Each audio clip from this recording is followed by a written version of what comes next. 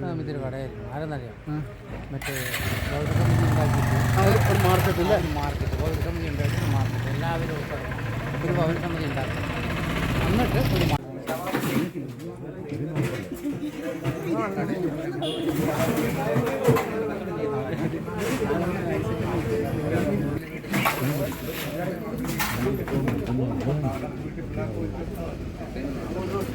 അപ്പം അങ്ങോട്ട് പോയതാ പോയതാ എന്നാ പറ്റിയേ 2 മാസം എന്നായിരുന്നു ആ അത്തിക്ക പോയതാ ആ നല്ലോണം മുറിഞ്ഞായിരുന്നോ